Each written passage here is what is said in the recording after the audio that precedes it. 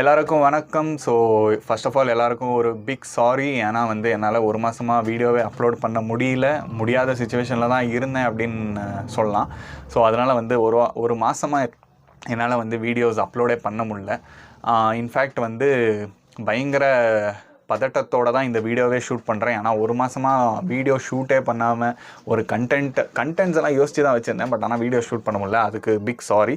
உங்கள் வீட்டு பிள்ளையா நினச்சி எல்லாரும் என்னை மன்னிச்சிருக்கேன். அண்ட் ஒரு மாதமாக வீடியோவே போடல. என்னடா பண்ணுறது அப்படின்னு சொல்லிட்டு பயங்கரமாக ஓடிட்டே இருந்துச்சு. ஒரு வாரமாக என்னடா மறுபடியும் வீடியோ பண்ணுவோமா இல்லை வீடியோவே பண்ண மாட்டோமா, அவ்வளோதான், இந்த கன்சிஸ்டன்சி எல்லாமே போயிடுச்சா அப்படின்னு சொல்லிட்டு பயங்கர டவுட்ஃபுல்லாக தான் இருந்துச்சு. பட் ஆனால் யோசிச்சுட்டே இருக்கும் போது இன்ஸ்டாகிராம் பக்கம் போனால் இந்த ஜான்வரி டம்ப், ஃபெப்ரவரி டம்ப் அப்படின்னு சொல்லிட்டு இந்த மந்த்லி டம்ப் பண்ணுறாங்களே ஃபோட்டோஸை, அந்த மாதிரி நம்மளும் கொஞ்சம் நம்ம ஒப்பீனியன்ஸை மார்ச் டம்ப் அப்படின்னு சொல்லிட்டு டம்ப் பண்ணிடலாம், இதை ஒரு வீடியோவே பண்ணிடலாம் அப்படின்னு சொல்லிட்டு நான் முடிவு எடுத்து இப்போ அதுதான் ஒரு கண்டென்ட்டுன்னு நான் நம்பி அந்த கண்டென்ட்டை உங்களுக்கும் காமிக்கணும்னு நம்பி இந்த வீடியோவை ஷூட் பண்ணிகிட்டு இருக்கேன். Okay, so first of all big sorry and big thanks. இந்த வீடியோ எந்த அளவுக்கு ரீச் ஆகும் அப்படி இப்படின்னு எந்த எக்ஸ்பெக்டேஷன்ஸுமே இல்லை. பிகாஸ் நான் கன்சிஸ்டண்ட்டாக வீடியோ போடல இந்த வீடியோவோட ரீச் எக்ஸ்பெக்ட் பண்ணுறதுக்கு. என்ன மனுஷன். பட் இருந்தாலும் முடிஞ்ச அளவுக்கு ஷேர் பண்ணுங்கள், சப்ஸ்கிரைப் பண்ணுங்கள். உங்களோட சப்போர்ட் எனக்கு ரொம்ப இம்பார்ட்டண்ட். அது எந்த அளவுக்கு இம்பார்ட்டண்ட் அப்படின்னு சொல்லிட்டு என்ன சப்ஸ்கிரைப் பண்ணியிருக்கிற உங்களுக்கும் தெரியும். ஸோ சப்ஸ்கிரைப் பண்ணுங்கள், ஷேர் பண்ணுங்கள். Thank you. So let's get in to the video. So இந்த வீடியோ எனக்கு நானே கொடுத்துக்கிற பனிஷ்மெண்ட் என்ன அப்படின்னு பார்த்தீங்கன்னா, இந்த வீடியோ ஒரு அன்கட் வீடியோவாக இருக்க போகுது. என்னடி சொல்கிற அப்படின்னா கிளிக் பண்ணிட்டேன், ஷூட் ஆகிட்டுருக்கு. ஸோ நான் இந்த பாஸ் எடுக்கிறது இல்லை வளர்னா கட் பண்ணுறது இந்த மாதிரி எதுவுமே இருக்காது. ஏன்னா நான் அன்கட்டில் நான் எவ்வளோ வளருவேன் அப்படின்னு சொல்லிட்டு எனக்கே தெரியும். ஸோ பரவாயில்ல, ஒரு மாதம் நீ வீடியோ போடாமல் இருந்ததுக்கு இதுதாண்டா உனக்கு பனிஷ்மெண்ட் அப்படின்னு சொல்லிட்டு எனக்கு நானே கொடுத்துக்கிற மாதிரி இந்த வீடியோ அன்கட்டாக ஷூட் பண்ண போகிறேன். இதுதான் எனக்கு கொடுத்துக்கிற பனிஷ்மெண்ட். Be careful. என்ன சொன்னேன்?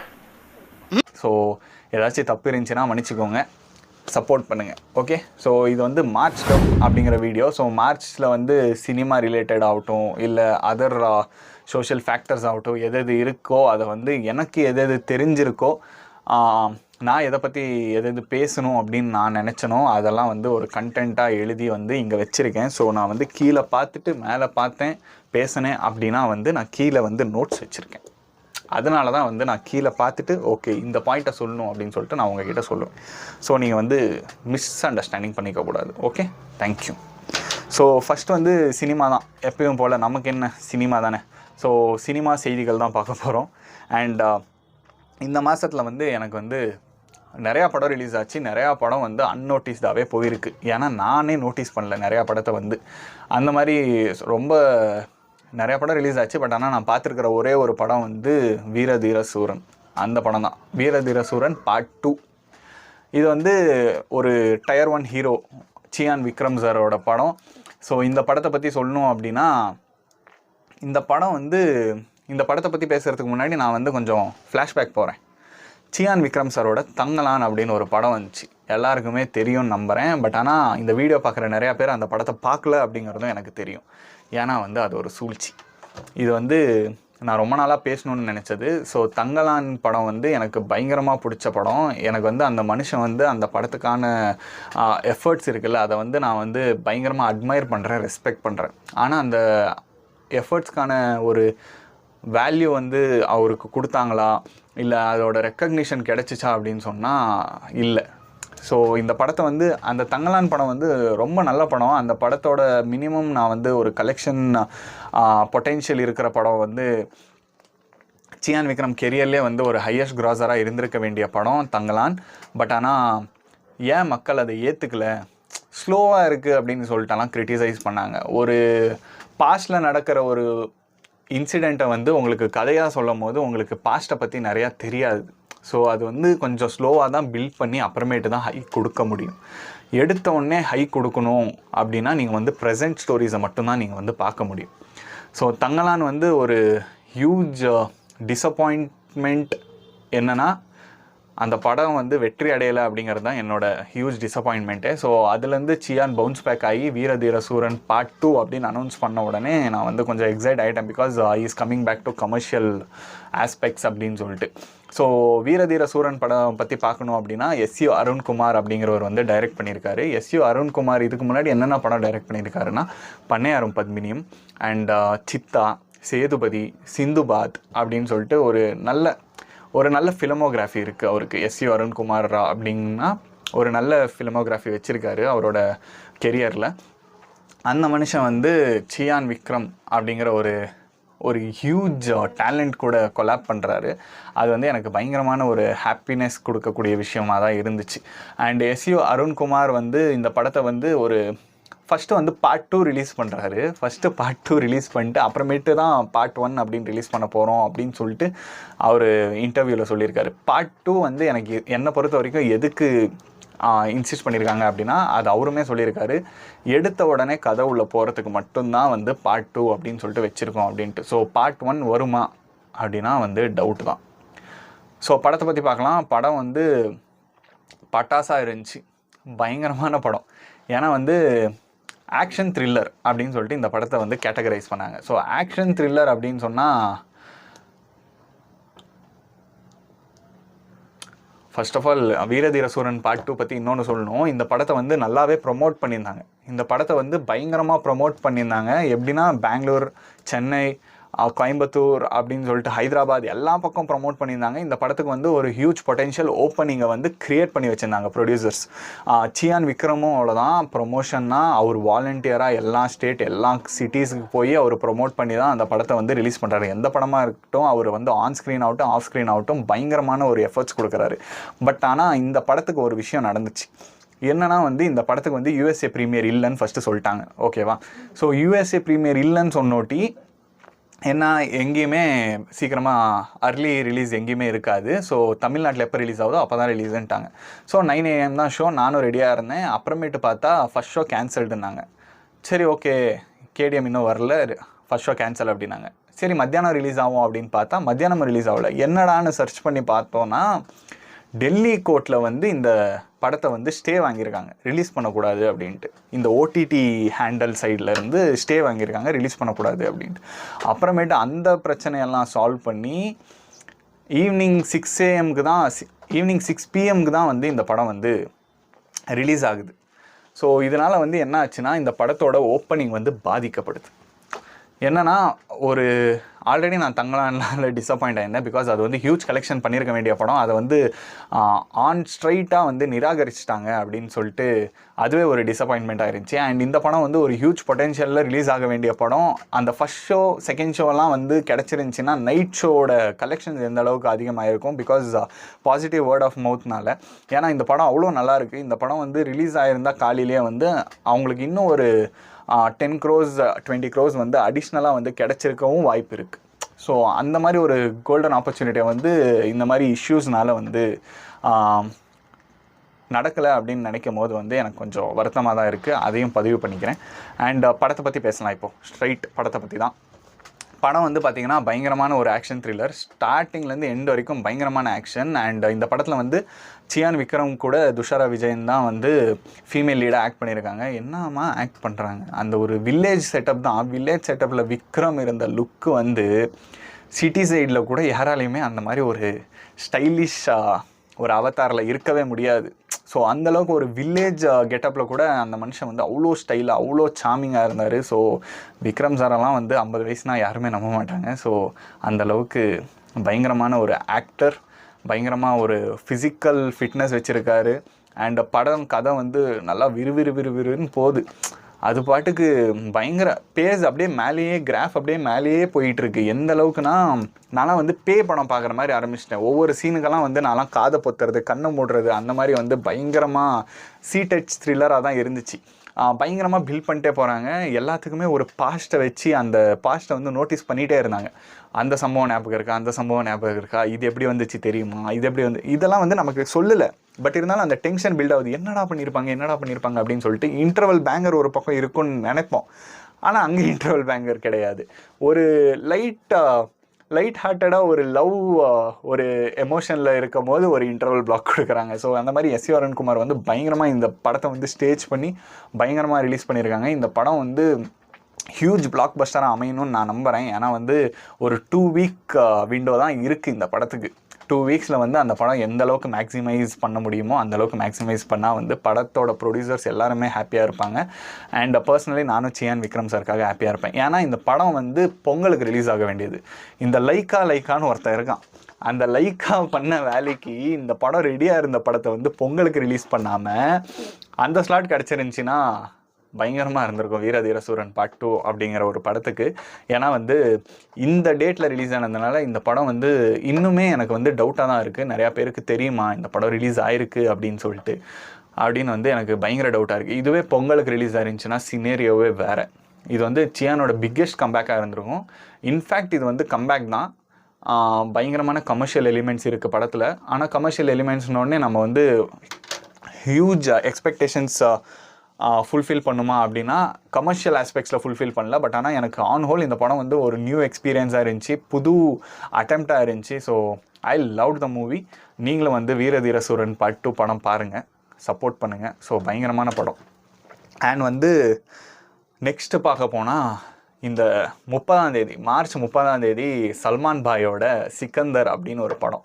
ஓகேவா? அந்த படம் ரிலீஸ் ஆகுது. ஏஆர் முருகதாஸ் டைரக்ஷனு, சந்தோஷ் நாராயணன் மியூசிக்கு, இந்த மாதிரி ரஷ்மிகா மந்தனா எல்லாருமே இருக்காங்க.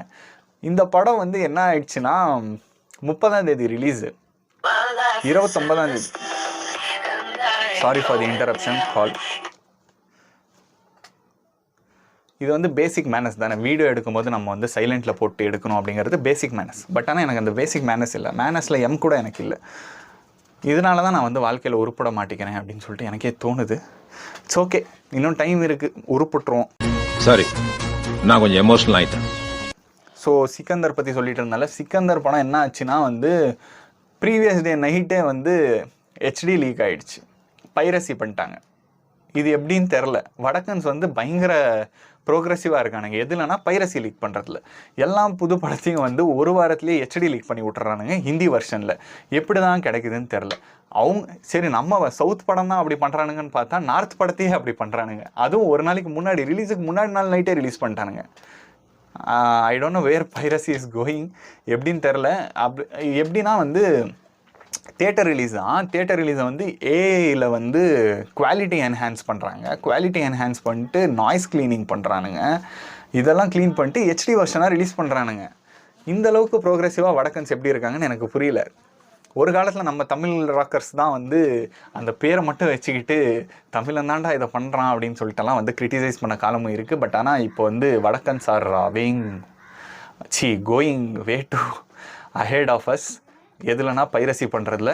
அவங்க படத்தையே ப்ரீவியஸ் டே வந்து அவங்களே ரிலீஸ் பண்ணிக்கிறாங்க. இதே மாதிரி மலையாளத்தில் பயங்கர ஹைப்போட வந்த எம்புரான் படத்தையும் வந்து ப்ரீவியஸ் டே லீக் பண்ணானுங்க. ப்ரீவியஸ் டேயில் செகண்ட் ஷோ வரதுக்குள்ளார ஹெச்டி வந்துருச்சு. எப்படின்னா இந்த வடக்கன்ஸ்னால தான். ஸோ வடக்கன்ஸ் இஸ் எ சாபம் ஃபார் அஸ். எப்படின்னு தெரில, என்ன நடக்க போகுதுன்னு தெரில. ஸோ அவங்க படத்தையும் அவங்க பைரசி பண்ணுறாங்கன்னா நம்ம படத்தெல்லாம் வந்து நொறுக்கிடுவானுங்கன்னு நினைக்கிறேன். பார்ப்போம் ஹிந்தி பெல்ட்டில் என்ன பண்ண போகிறோன்னு. ஸோ அடுத்த நியூஸ் பார்த்தோம்னா good bad ugly. Good bad ugly வந்து ஏப்ரல் 10ஆம் தேதி ரிலீஸ் ஆகுது. இது வந்து ஒரு பயங்கரமான ஒரு ஹைப் இருக்கிற படம். அஜித் ஃபேன்ஸ் எல்லாம் வந்து மைத்ரி அஃபிஷியல் ஹேண்டலை டேக் பண்ணி 1000 crore ப்ரமோட் பண்ணுறா அப்படின்னு சொல்லிட்டு ஆர்டர் பண்ணிகிட்டு இருக்கானுங்க. அந்த மாதிரி வந்து ஃபுல்லாக கேங்ஸ்டர் கணேஷ் ஸோ வந்து அந்த அளவுக்கு வந்து பயங்கரமாக ஆர்டர் பண்ணிகிட்டு இருக்கானுங்க. அந்தளவுக்கு ஹைப் வச்சுருக்காங்க. ஏன்னா வந்து இந்த படத்தை டைரக்ட் பண்ணுறது வந்து ஒரு ஃபேன் பாய். புரியுதுல யாருன்னு? இவர் தான். ஸோ வந்து அவர் வந்து பயங்கர ஒரு சவுண்டான பர்சன். அந்த சவுண்டான பர்சனோட படத்தில் வந்து டீசர் கட் பார்க்கும் போதே பயங்கர சவுண்டாக இருந்துச்சு அந்த டீசரு. அண்ட் வந்து 2 பாட்டு ரிலீஸ் பண்ணாங்க ஜிவி பிரகாஷ் மியூசிக்கில். ஓஜி சம்பவம் அப்படின்னு சொல்லிட்டு ஒரு பாட்டு. அண்ட் இப்போது முந்தானேத்தோ ரிலீஸ் ஆன பாட்டு வந்து காட் பிளெஸ் யூ மாமே. காட் பிளெஸ் யூவா? காட் பிளெஸ் யூன்னு தான் நினைக்கிறேன். காட் பிளெஸ் யூ மாமேன்னு சொல்லலாம். ஸோ அந்த மாதிரி வந்து பயங்கரமான ஒரு பாட்டு. காட் பிளெஸ் யூ மாமே வந்து நம்ம அனிருத் ரவிச்சந்திரன் அப்புறம் பால் டப்பா இவங்க 2 பேரோட வோக்கல்ஸில் வந்து இந்த பாட்டு ரிலீஸ் ஆகிருக்கு. 2 பாட்டுமே ஓரளவுக்கு குட் கேட்குறதுக்கு நல்லா இருக்குது. அண்ட் வந்து காட் பிளஸ் யூ மம்மைலாம் பயங்கரமான குத்து போல் தேட்டரில். தலைலாம் வந்து பயங்கரமாக அல்லா, ஜீசஸ், ஹிந்து எல்லாத்தையுமே வந்து டான்ஸில் ப்ளே பண்ணியிருக்காரு. Excuse me. ஸோ வந்து குட் பேட் அக்லிக்கு வந்து இன்னும் 10 நாள் தான் டைம் இருக்குது. 10 நாளில் வந்து எந்த அளவுக்கு ஹைப் ஏற்ற முடியுமோ. அஜித் சார் படத்துக்கெல்லாம் வந்து ஹைப் வேணாம், அதுவே அஜித் சார் படங்கிறதே ஹைப்பு தான் அப்படின்லாம் சொல்லலாம். பட் இருந்தாலும் வந்து இந்த படம் ரிலீஸ் ஆகிறதும் எல்லாருக்கும் தெரியணும், எல்லோரும் பார்க்கணும். ஸோ வந்து குட் பேட் அக்லி வந்து ஒரு பயங்கரமான அவுட்டிங்காக இருக்கணும் தலை அஜித்துக்கு. சாரி சார், பயங்கர சாரி. தலை ஏகே சாருக்கு வந்து பயங்கரமான ஒரு அவுட்டிங்காக இருக்கணும் அப்படின்னு சொல்லிட்டு நான் வந்து வேண்டிக்கிறேன். ஸோ அந்த படத்தையும் பார்ப்போம், அந்த படத்தையும் ரிவ்யூ பண்ணுவோம், அந்த படத்தோட ரிவ்யூவும் நம்ம சேனலில் வரும் அப்படிங்கிறத வந்து நான் வந்து பயங்கர சவுண்டாக சொல்கிறேன். ஓகே. அண்ட் வந்து சினிமாவை பற்றி பார்க்கணும் அப்படின்னா நெக்ஸ்ட்டு வந்து நம்ம கோலிவுட் சம்மர் அப்படின்னு ஒரு டாபிக் வச்சுப்போம். கோலிவுட் சம்மரில் வந்து எனக்கு பயங்கரமான ரிலீசஸ் இருக்குது இந்த மாதத்தில். ஏப்ரலில் வந்து பார்த்தோன்னா ஏப்ரல் 10 குட் பேட் அக்லி, இந்தாண்ட ஏகே சார் வராரு.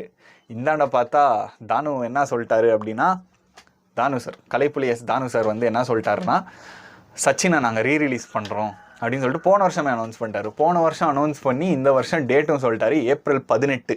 நோட் பண்ணி வச்சுக்கோங்க, ஏப்ரல் 18 சச்சின் ரீரிலீஸ். நம்ம தளபதியோட ஆட்டத்தை வந்து இளைய தளபதியோட ஆட்டத்தை வந்து மறுபடியும் ஸ்க்ரீனில் பார்க்க போகிறோம். லாஸ்ட் சம்மர் கில்லி வந்து தேட்டர்ஸ்க்கு என்ன பண்ணுச்சு அப்படிங்கிறது வந்து ஹிஸ்ட்ரி பேசும். ஸோ இந்த வருஷம் நாங்கள் சச்சினோட வராங்க. நான் வந்து எந்த சைடு எடுக்கலப்பா. ஏப்ரல் 10 நிஜமாக ஏகே சாரோட குட் பேட் அக்லி பார்ப்பேன். 18ஆம் தேதி கண்டிப்பாக நம்ம வந்து சச்சின் ரீரிலீஸ் ஃபஸ்ட் ஷோ போகிறோம், ஃபேன் ஷோ பண்ணுறோம், தெறிக்க விடுறோம். அப்படியே அந்த டிஎஸ்பியோட பாட்டுக்கெல்லாம் வந்து நான்லாம் வந்து அந்த காலத்துலேயே அடிமை. ஸோ அந்த மாதிரி வந்து ஒரு பயங்கரமான ஒரு என்ன சொல்கிறது, பயங்கரமான ஹைப் கொடுக்குற மாதமாக தான் ஏப்ரல் இருக்குது. அப்படியே ஏப்ரல் 18ஆம் தேதி நம்ம சச்சின் ரீரிலீஸ் பார்த்து முடிச்சிட்டோம் அப்படின்னா மே 1ஆம் தேதி நம்ம சூர்யா வந்துடுறாரு. ஸோ ரெட்ரோவில் வந்து இப்போ வந்திருக்கிற பாட்டெல்லாம் வந்து பயங்கர சாட் பஸ்டராக இருக்குது. சந்தோஷ் நாராயணன் அண்ட் கார்த்திக் சுப்பராஜ் காம்போ வந்து பயங்கரமான காம்போ அப்படின்னு சொல்லிட்டு எட் அனதர் டைம் வந்து நிரூபிச்சிருக்காங்க. அண்ட் இந்த படம் வந்து பயங்கர எக்ஸ்பெக்டேஷன்ஸ் இருக்குதான். ஆனால் வந்து யாருமே ஹைப் ஏற்றிக்க மாட்டேங்கிறாங்க. ஏன்னா வந்து கங்குவா நமக்கு கொடுத்த ப்ளோ, அந்த கங்குவா நமக்கு கொடுத்த அடியில் இருந்து நம்மளால் மறுபடியும் சூர்யா படத்துக்கு ஹைப் ஆகணுன்னாலே வந்து முன்ன பின்ன யோசிக்க வேண்டியதாக இருக்குது. பட் ஆனால் சூர்யா சார் வந்து கன்சிஸ்டண்ட்டாக அவரோட வேலையை அவர் பண்ணிட்டு தான் இருக்கார். எந்த அளவுக்குனா அவர் வந்து பயங்கரமான ஒரு ஹார்ட் ஒர்க்கர். அவர் எந்த மாதிரி ஒரு ஆக்டர் அப்படிங்கிறது வந்து ப்ரூவ் பண்ணணும்னாலும் அவசியம் இல்லை. பட் ஆனால் அவரோட கிராஃப் வந்து ரொம்ப டவுன் போனதுனால வந்து அவர் இப்போது ஒரு ரிடம்ஷனுக்காக தான் எல்லோரும் வெயிட் பண்ணிகிட்டு இருக்காங்க. மே 1 அந்த ரிடம்ஷனாக இருக்கும் அப்படின்னு சொல்லிட்டு நான் ரொம்ப மனதாளத்துலேருந்து நான் நம்புகிறேன். ஸோ மே 1 வந்து ரெட்ரோ பார்க்குறோம். ரெட்ரோ வந்து தெரிக்க போகுது தேட்டரில், அது வந்து no doubt. And Kanima and கண்ணாடி பூவே சாங்கெல்லாம் வந்து லூப்பில் ஓடிட்டுருக்கு. கண்ணாடி பூவே சாங்கை பற்றி சொல்லணும் அப்படின்னா 2 times கேட்கணும், ஓகேவா? 3rd time கேட்கணும்னு தோணும். 3rd time கேட்டோன்னா முடிஞ்சு. அதுக்கப்புறம் அந்த லூப்லேருந்து நம்மளால் வெளியிலேயே வர முடியாது. That's what Santhosh Narayanan did to us. Okay. And Kannima பாட்டு வந்து ஹுக் ஸ்டெப் வேறு இன்ட்ரடியூஸ் பண்ணிட்டாங்க. அந்த ஹுக் ஸ்டெப் வந்து இன்ஸ்டாகிராம், யூடியூப் ஷார்ட்ஸ் எல்லாத்துலேயுமே வந்து பிச்சுக்கிட்டு போகுது. ஸோ அது வந்து பயங்கரமான ஒரு படமாக அமையணும் அப்படின்னு சொல்லிட்டு நான் வேண்டிக்கிறேன். ஸோ சினிமாவை பற்றி பார்க்கணும் அப்படின்னா இவ்வளோ தான் மேட்ரு. சினிமாவில் இவ்வளோ தான் எனக்கு தெரிஞ்சு நடந்திருக்கு. இதுதான் நடந்துச்சு. இன்னும் நிறையா படம் ரிலீஸ் ஆச்சு. பட் ஆனால் நான் எந்த படமே பார்க்க முடியல. எந்த படத்தையும் ஏன் பார்க்க முடியல அப்படின்னா நான் வந்து கொஞ்சம் ட்ரிப்பு அது இதுன்னு சுற்றிக்கிட்டே இருந்தேன். என்னால் வந்து டைம் இல்லை. படம் பார்க்குறதுக்கும் டைம் இல்லை, படம் பார்த்து வீடியோ போடுறதுக்கும் டைம் இல்லை. ஸோ வீரதீர சூரன் பார்ட் 2 மட்டும்தான் நான் பார்த்த ஒரே படம். அந்த படம் வந்து பயங்கர நல்லா இருந்துச்சு. ஸோ ஐ ஆம் சாட்டிஸ்ஃபைடு வித் வீரதீர சூரன். நீங்களும் அந்த படத்தை பாருங்கள். மறுபடியும் வீரதீர சூரனுக்கு ப்ரொமோஷன் பண்ணுறேன். அந்த படத்தை கண்டிப்பாக பாருங்கள், நல்லாயிருக்கும், பாருங்கள். என்னென்னா எனக்கு வந்து சியான் விக்ரம் சார் வந்து கொஞ்சம் பயங்கரமாக பிடிக்குமா. அந்த மனுஷனோட ரிடம்ஷனுக்காக தான் நானும் வெயிட் பண்ணிகிட்ருக்கேன். இந்த படம் அந்த ரிடம்ஷனாக இருக்கணும் அப்படின்னு சொல்லிட்டு நான் நம்புகிறேன். ஸோ சினிமாவை முடிச்சிட்டோம். அண்ட் வந்து மெயினாக வந்து இந்த மார்ச் டைம் வந்துச்சுனாலே நான் வந்து என்னோடய மென்டல் ஹெல்த்தை வந்து ஒருத்தவங்கிட்ட அடமானம் வச்சுருவேன். யார் அப்படின்னு பார்த்தா இந்த ஐபிஎல் தான். ஒரு 2 மாதம் வந்து இந்த கெரியரு, ஸ்டடீஸு எதை பற்றியுமே கவலைப்படாமல் டெய்லி மேட்ச்சுன்னு உட்காந்து பார்க்குற டைம் வந்து இந்த மார்ச், ஏப்ரல், மே இந்த டைம் தான். ஸோ என்னன்னா இந்த மென்டல் ஹெல்த் வந்து பயங்கரமாக பாதிக்கப்பட்டுச்சு. ஏன்னா வந்து நம்ம சிஎஸ்கே டீமோட பர்ஃபார்மன்ஸ்னால யாரையும் ப்ளேம் பண்ணலாம் விரும்பலை. பட் ஆனால் 2 மேட்ச் தோத்துட்டோம், ஒத்துக்கிட்டு தான் ஆகணும், வேறு ஒன்றும் பண்ண முடியாது. ஃபஸ்ட் மேட்ச்சு நம்ம பங்காளிங்க கூட ஜெயித்தோம். என்னடா நம்ம ஒரு பயங்கர ஸ்ட்ராங் போல், நம்ம பயங்கர ஸ்ட்ராங்கான டீம் போல் எம்ஏஏ ஃபஸ்ட் மேட்ச்சில் அடிச்சிட்டோம், நம்ம பங்காளிங்களே அடிச்சிட்டோம் அப்படின்னு சொல்லிட்டு நான் கொஞ்சம் ஹாப்பியாக இருந்த டைமில் வந்து அடுத்த மேட்ச்சு நம்ம பெங்களூர்லேருந்து வந்தாங்க சேப்பாக்கு. சிரிப்பு வருது ஏன்னு தெரில. பட் ஆனால் RCB played better cricket that day. So அன்றைக்கி வந்து ஆர்சிபி நம்மளை விட நல்ல கிரிக்கெட் ஆடினாங்க. ஏன்னா நம்ம டீமோட ஃபீல்டிங் பார்க்கும்போது எனக்கு வந்து நான் பார்த்த டீமாடா இது, யாரா நீங்களாம் அப்படின்னு சொல்லிட்டு தோணிடுச்சு. ஸோ ஃபீல்டிங் வந்து பயங்கர மொக்கையாக இருந்துச்சு. அண்ட் பேட்டிங் வந்து நம்மக்கிட்ட பவர் ஹிட்டர்ஸ் கிடையாது. பவர் ஹிட்டர்ஸ் கிடையவே கிடையாது. நம்ம ஆக்ஷனில் கூட எடுக்கல, நம்ம வளர்த்தும் இல்லை, எந்த பவர் ஹிட்டர்ஸுமே இல்லை. ஓப்பனிங் பேரும் அவ்வளோதான். கான்வேவை வெளில உட்கார வச்சுருக்கோம், ஏன்னு தெரில. ருத்துராஜன் கான்வே தான் வின்னிங் பேர் அது. ஸோ இதெல்லாம் வந்து கொஞ்சம் பிரச்சனையாக தான் இருக்குது. சரி, ஆர்சிபி கூட தோத்துட்டோம், அதை வந்து நான் அக்செப்ட் பண்ணிக்கிட்டேன். எந்த மாதிரினா அவங்க வந்து நல்லா ஆடினாங்க, வேறு ஒன்றுமே பண்ண முடியாது. என்ன தான் நமக்கு பழைய மே 18 அந்த அட்மின் போட்டு நம்ம தலையில் திரிச்சாலும் நம்ம ஒன்றும் பண்ண முடியாது. அன்றைக்கி வந்து பெட்டர் கிரிக்கெட் ஆடினாங்க, ஜெயிச்சாங்க. ஸோ இன்னொரு சான்ஸ் இருக்குது May 3. ஸோ ஃபிங்கர்ஸ் கிராஸ்ட், பார்ப்போம் என்ன நடக்குதுன்னு. அப்படியே இந்தாண்டு வந்தோன்னா ஆர்ஆர் வந்து 2 மேட்ச் ஆடவே இல்லை. 2 மேட்ச் வந்து தோத்துட்டு தான் இருந்தானுங்க. எப்படி இருந்தான்னு தெரில, சிஎஸ்கே மேலே ஜெயிச்சிட்டானுங்க. என்ன சொல்கிறது, வரவெல்லாம் நம்மளே அடிக்கிறான், நம்ம என்ன பண்ணுறது அப்படின்னு. சரி, நம்ம தான் இப்படி இருக்கோமே, பங்காளி ஃபஸ்ட் மேட்ச் தோத்துட்டு போனானே, அவன் என்ன பண்ணுறான்னு பார்த்தா அவனும் நம்ம கூட தான் இருக்கான். பாயிண்ட்ஸ் டேபிளில் கீழே தான் இருக்கும் 2 பேரும். ஸோ பங்காளி கோல்ஸ் ஒன்றும் பிரச்சனை இல்லை, 5 கப் அடிச்சிருக்கோம் தான். நமக்கு ஏன் இந்த தோல்விகளெல்லாம் இவ்வளோ பாதிக்குது அப்படின்னா, நம்ம வந்து ஆண்ட பரம்பரை. உங்களுக்கு சொல்கிறது புரியுதா? நம்ம வந்து தோல்வியை வந்து அதிகமாக பார்த்ததில்லை, அதனால் வந்து நமக்கு தோல்வியை பயங்கரமாக பாதிக்குது. அதனால் வந்து நான் என்ன சொல்கிறேன்னா, சிஎஸ்கே ஃபேன்ஸுக்கு இந்த தோனியை ப்ளேம் பண்ணுறது, தலை வந்து அவர் என்னென்னமோ பண்ணியிருக்காரு நமக்கெல்லாம். ஸோ வந்து அதனால் அவரை ப்ளேம் பண்ணி ஒரு யூஸும் கிடையாது. ஒரு மேட்ச் தோத்துட்டோம் அப்படின்னு சொல்லிட்டு ஒரு என்டையர் மேனேஜ்மெண்ட் ஆகட்டும், ஒரு பிளேயர் ஆகட்டும் ப்ளேம் பண்ணுறது, ருத்துராஜோட கேப்டன்சியை ப்ளேம் பண்ணுறது, இதெல்லாம் வந்து கொஞ்சம் பண்ணக்கூடாதுன்னு தான் நான் நினைக்கிறேன். ஏன்னா ஒருத்தவங்களாம் வந்து 18 வருஷமாக தோத்துட்ருக்கான், அவன்லாம் வந்து ஜாலியாக இருக்கும் போது அவனுங்களுக்கெல்லாம் பழகிடுச்சு. பட் இருந்தாலும் நமக்கு பழக்கம் இல்லாதனால தான் இப்படி ஆகுது. பட் ஆனால் தோத்தாலும் ஜெயிச்சாலும் மீசையை முறுக்கு அப்படின்னு சொல்லிட்டு நம்ம வாழணும் அப்படின்னு சொல்லிட்டு நான் உங்களுக்கு சொல்லிக்கிறேன். இந்த ஐபிஎல் வந்து எப்படி நடக்க போகுதுன்னு தெரில. என்னென்னா போட்டு எஸ்ஆர்ஹெச்சே அடிச்சிட்டு இருக்கானுங்க, எஸ்ஆர்ஹெச்சே போட்டு அடிக்கிறானுங்க. அப்படிங்கும் போது அவனுங்கிட்ட பவர் ஹிட்டர்ஸ் இருக்கானுங்க, பவுலர்ஸ் இருக்கானுங்க, பேட் கமின்ஸ் இருக்காங்க, காவியா மாரன் இருக்காங்க, இவ்வளோலாம் இருக்கும்போது அவனுங்களே போட்டு அடிக்கிறானுங்க. நம்ம வந்து ஆக்ஷனில் கொஞ்சம் எமோஷ்னல் பைஸ் நிறையா இருக்குது, எமோஷ்னலி கொஞ்சம் வாங்கியிருக்கோம். அவங்கள எல்லாத்தையும் நம்ம ஆட வைப்போம், எல்லாருமே நல்லா பர்ஃபார்ம் பண்ணுவாங்கன்னு நம்புவோம். ஸோ சிஎஸ்கேக்கு இன்னொரு பேரும் இருக்குது, கம்பேக் சூப்பர் கிங்ஸ். ஸோ வந்து யாரும் மனசை தளர விடாதீங்க, நல்லதே நடக்கும் நம்புவோம். பிலீவ்.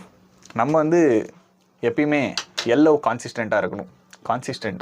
எனக்கு கன்சிஸ்டன்சி அப்படிங்கிற பேர் கூட வாயில் வர மாட்டேங்குது. அந்தளவுக்கு நான் வந்து கன்சிஸ்டண்ட்டாக இல்லாமல் போயிட்டேன் அப்படின்னு சொல்லிட்டு எனக்கே பயங்கர வருத்தமாக இருக்குது. ஸோ ஐபிஎல்லை பொறுத்த வரைக்கும் இதுதான். நான் வந்து ஐபிஎல் மேட்சஸ் எல்லாம் ரிவ்யூ பண்ணுமா அப்படின்னு சொல்லிட்டு நீங்கள் வந்து கமெண்ட் செக்ஷனில் சொல்லுங்கள். நான் வந்து ட்ரை பண்ணுறேன் ஐபிஎல்லாம் ரிவ்யூ பண்ணுறதுக்கு. நீ படத்தையே ஒழுங்காக ரிவ்யூ பண்ண மாட்டேங்கிற, ஐபிஎல் என்னடா ரிவ்யூ பண்ணுவேன் அப்படின்னு சொல்லிட்டுலாம் கேட்காதீங்க. பட் ஆனால் ட்ரை பண்ணுறேன், எல்லாமே கற்றுக்கிறது தானே. ஸோ வந்து கற்றுக்கிறேன் தலைவரே அப்படின்னு சொல்லிட்டு நான் வந்து கற்றுக்கிறேன். ஸோ இந்த வீடியோ அவ்வளோதான். அண்ட் பொலிட்டிக்கல் சைடு போனோம் அப்படின்னா, தமிழ்நாடு பொலிட்டிக்ஸ் வந்து சும்மா தீயா பற்றிக்கிச்சு, பயங்கரமாக இருக்குது. தமிழ்நாடு பொலிட்டிக்ஸ் இன்ட்ரெஸ்டிங்காக இருக்குது.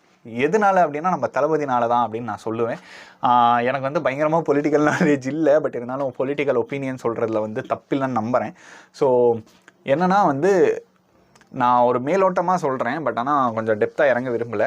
இப்போ வந்து ரீசெண்டாக வந்து தமிழக வெற்றி கழகத்தோட முதல் பொதுக்குழு நடத்தினாங்க. ஸோ வந்து அதில் வந்து தளபதி வந்து பயங்கர ஃபயரான ஒரு ஸ்பீச் கொடுத்துருக்காரு. பயங்கர ஃபயர்னால் பயங்கரம். எப்படின்னா இந்தாண்ட ஸ்டேட் கவர்மெண்ட்டு, சென்ட்ரல் கவர்மெண்ட் எல்லாத்துக்குமே வந்து டைரக்ட் ஹிட் கொடுத்துட்டாரு. ஸோ எப்படின்னா அவர் பேர் சொல்ல மாட்டேங்கிறாரு அப்படின்னு யாரெல்லாம் கிரிட்டிசைஸ் பண்ணாங்களோ முழு பேரையும் மரியாதையோட பயங்கரமாக சொல்லியிருக்காரு. ஸோ தமிழ்நாடு பாலிட்டிக்ஸ் வந்து 2026 வந்து பயங்கரமாக பற்றிக்க போகுது. எனக்கு வந்து பொலிட்டிக்ஸ் ஃபாலோ பண்ணுறதுக்கு இன்ட்ரெஸ்ட்டாக இருக்கிறது வந்து தமிழ்நாடு பாலிடிக்ஸ் மட்டும்தான். ஏன்னா அந்தளவுக்கு ஒரு பயங்கரமான ஒரு இம்பேக்ட் க்ரியேட் பண்ணுது. இதனால தான் ஒன் மேன் தளபதி அப்படின்னு சொல்லலாம். பட் ஆனால் என்னோட பயங்கர பொலிட்டிக்கல் அனலிஸ்டெல்லாம் இருப்பாங்க இல்லையா, அவங்களுக்கெல்லாம் வந்து டிஃப்ரெண்ட் ஆஃப் ஒப்பீனியன் இருக்கலாம், டிஃப்ரென்ஸ் ஆஃப் ஒப்பீனியன். பட் ஆனால் எனக்கு வந்து தளபதியை வந்து பயங்கரமாக பேசுகிறாரு அப்படின்னு தான் நான் சொல்லணும். பட் ஆனால் தளபதிகிட்ட இருந்தும் டிவிகேலேருந்தும் நான் என்ன எதிர்பார்க்குறேன் அப்படின்னா வந்து இந்த டைம்லி அட்ரஸிங் ஆஃப் ப்ராப்ளம்ஸ். இப்போ வந்து அவர் வந்து இந்த முந்தானத்து பேசின ஸ்பீச்சில் தான் வந்து இந்த டீலிமிட்டேஷன் ஆகட்டும், மும்மொழி கொள்கைகள் அதெல்லாம் வந்து திணிக்கிறதாகட்டும், அப்புறம் பட்ஜெட் அலோகேட் பண்ணி அதை கொடுக்காததாகட்டும், இதெல்லாம் வந்து லேட்ரான் வந்து அட்ரஸ் பண்ணி ஒரு பிரயோஜனமும் இல்லை அப்படின்னு நான் நினைக்கிறேன். பிகாஸ் வந்து இப்போது அந்த பிரச்சனை நடக்குது அப்படிங்கும் போது அந்த பிரச்சனையை வந்து அந்த டைம்லேயே அட்ரஸ் பண்ணுறது மட்டும்தான் வந்து அந்த பிரச்சனைக்கு ஒரு பெனிஃபிட்டாக இருக்குமே தவிர கொஞ்ச நாள் கழித்து மேடை வச்சு பேசி அந்த மாதிரி பண்ணுறது வந்து அந்தளவுக்கு ஹெல்ப்ஃபுல்லாக இருக்காது நம்ம பார்ட்டிக்கு. ஐ மீன் டிவிகேக்கு நம்ம பார்ட்டி தான், அஃப்கோர்ஸ் நம்ம பார்ட்டி தான், 2026 நம்ம தான். பட் இருந்தாலும் அந்த பார்ட்டிக்கு வந்து அது வந்து ஓவர் ஹெல்ப்ஃபுல்லாக இருக்காது அப்படின்னு நான் நம்புகிறேன். அண்ட் இன்னொன்று என்ன சொல்லணுன்னா, டிவிகே பாய்ஸ் இருக்காங்கல்ல, அந்த கட்சியை சேர்ந்தவர்கள் வந்து தளபதி வரணும் அப்படின்னு வெயிட் பண்ணுறதை விட தளபதி வரத்துக்கு முன்னாடியே வந்து கிரவுண்ட் லெவலில் எந்தெந்த அளவுக்கு வந்து அவங்களால சப்போர்ட் க்ரியேட் பண்ண முடியும், எந்த அளவுக்கு பேஸ்மெண்ட் போட முடியும் அப்படிங்கிறத வந்து அனலைஸ் பண்ணி அவங்களோட கொள்கைகள் அப்புறம் அந்த மக்களுக்கான பிரச்சனைகள் எல்லாத்தையுமே வந்து அவங்க இப்போலேருந்தே கிரவுண்ட் லெவலில் எல்லாத்தையுமே பண்ணிட்டு போனாங்கன்னா 2026 ஃபயராக இருக்கும். நம்ம சைடு வந்து அதிக பெனிஃபிட்டடாக இருக்கும். இப்போ வந்து தளபதி சொல்லியிருக்காரு எப்படின்னா வந்து நீங்கள் வந்து உங்கவுங்க ஏரியாவில் இருக்கிற பிரச்சனை எல்லாத்தையும் கேளுங்க, அவங்க கூட கனெக்ட் ஆகுங்க, அப்போ தான் நம்ம மேலே நம்பிக்கை வரும் அப்படின்னு சொல்லிட்டு இந்த ஸ்டேஜில் அவர் ஓப்பனாக அட்ரஸ் பண்ணியிருக்காரு. பட் ஆனால் இது வந்து பார்ட்டி அனௌன்ஸ் பண்ண டைமில் இருந்தே எல்லாருமே பண்ணுறாங்க. பட் ஆனால் இம்பேக்ட்ஃபுல்லாக பண்ணுறாங்களா அப்படிங்கிறது வந்து கொஷன் மார்க்காக தான் இருக்குது. ஸோ இம்பேக்ட்ஃபுல்லாக பண்ணணும் அப்படிங்கிறது தான் வந்து என்னோடய ஒப்பீனியன். ஸோ இன்னும் எப்பயுமே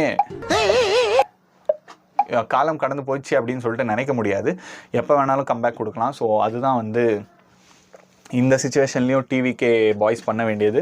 நான் ஏன் முடி சீவறேன், என்ன பண்ணுறேன், எதுவுமே எனக்கு தெரில. இந்த வீடியோ வந்து ஓவராலாக கேவலமாக வரப்போகுது, அது வந்து ஃபார் ஷுர். எனக்கு தெரிஞ்சவங்க தான் எல்லாருமே என்னோடய சப்ஸ்கிரைபர்ஸ் அப்படிங்கிறதுனால நான் வந்து கொஞ்சம் ஓப்பனாக பேசிகிட்டு இருக்கேன். ஸோ இதுதான் வீடியோ, இதுதான் மார்ச் டம்ப். எனக்கு தெரிஞ்ச வரைக்கும் மார்ச்சில் நடந்தது மேக்ஸ் டு மேக்ஸ் கவர் பண்ணிட்டேன். மார்ச் நல்லா தான் இருந்துச்சு, பட் ஆனால் வெயில் தான் கொஞ்சம் அதிகமாக இருக்குது, என்ன பண்ணுறதுன்னு தெரில, பார்ப்போம். ஸோ இன்னொரு வீடியோவோட சந்திக்கிறேன். என்னை பொறுத்த வரைக்கும் ஏப்ரலில் வந்து கன்சிஸ்டண்ட்டில் CON வரைக்கும் வருவேன். கன்சிஸ்டன்ட் வேர்டை ஃபுல்ஃபில் பண்ணுறது தான் என்னோடய லைஃப் டைம் பர்பஸாக வச்சுருக்கேன். ஸோ வந்து அதில் வந்து CON வரைக்கும் ஏப்ரலில் வந்துடுவேன் நான் வந்து ஒரு கோல் செட் பண்ணுறேன். பார்ப்போம் கன்சிஸ்டண்ட்டாக இருப்போமா அப்படின்னு சொல்லிட்டு. பட் ஆனால் எனக்கு வந்து மெயின் திங்குக்கு வரேன். இந்த சேனல் வந்து சப்ஸ்கிரைப் பண்ணுங்கள், உங்கள் ஃப்ரெண்ட்ஸுக்கெல்லாம் ஷேர் பண்ணுங்கள். இன்னும் நிறைய இன்ஃபர்மேஷன்ஸ் எல்லாம் நானும் கேதர் பண்ணி உங்களுக்கும் நான் சொல்கிறேன். இன்னும் கொஞ்சம் பெட்டர் வேலை சொல்ல ட்ரை பண்ணுறேன். நன்றி, வணக்கம்.